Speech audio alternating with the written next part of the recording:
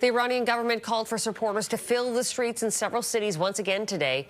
Meanwhile, Iranian state media is calling the demonstrations terrorist actions led by the United States and Israel.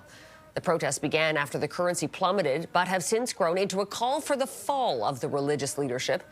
The U.S.-based human rights activist news agency says 504 protesters and 69 security personnel have been killed, with more than 10,000 people arrested since the protests began on December 28th.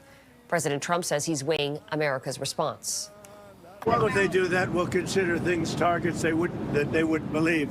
If they do that, we will hit them at levels that they've never been hit before. They won't even believe it. I have options that are so strong. So, I mean, if they did that, it'll be met with a very, very powerful force.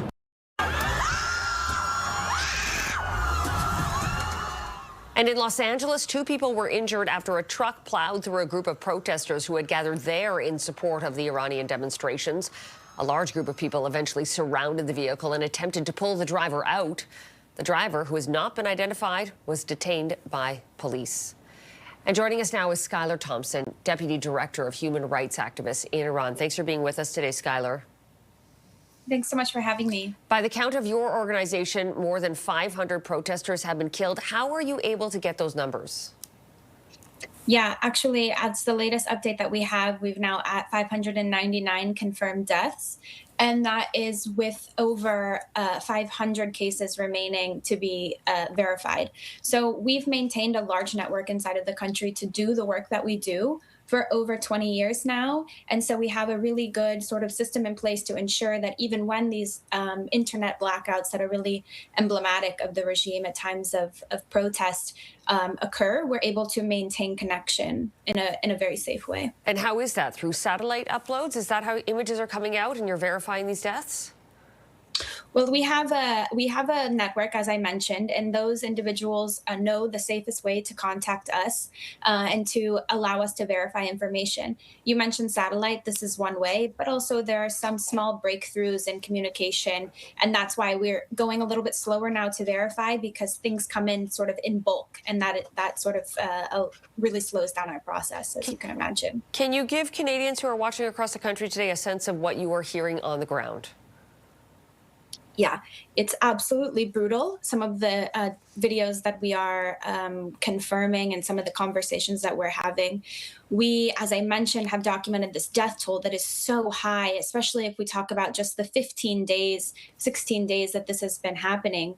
And we are also documenting a seriously extreme number of arrests, 10,690 as of our last count, which is happening alongside the unprecedented numbers of forced confessions inside of the country that are airing on state TV. So I can just say that this is one of the more brutal periods that we have documented. People are not able to contact their loved ones to confirm that they are safe. There are, a lot of fears for the days to come, and for us that are watching this from the outside. Skylar, I'm just going to ask you to underscore something you just said a moment ago. 10,000 arrests, and of those who have been arrested, state television is airing forced confessions. Is that what you're hearing? Yes, we have documented upwards of 96 forced confessions airing on state television. And this is extremely concerning because this is a pattern. What happens is people are arbitrarily arrested inside of the country without due process. They're then taken to give a forced confession. This happens under coercion. There are long-term evidence of psychological and physical torture happening in order to get these confessions. And then ultimately, these confessions are used as justification in trials that carry heavy security charges that can often lead to the death penalty. So it's really concerning, particularly when these are such unprecedented numbers that we're seeing. Is there any organization among the opposition movement for them to come together? Is there a unifying force or anybody taking the helm of this movement that we're seeing emerge? I would say that there are a number of analysts that have different opinions on this. For myself and my organization, we're really focused on the safety of Iranians right now and to ensure that there's de-escalation of violence, that we are documenting the perpetrators that are involved in this for historical record keeping, but also for accountability.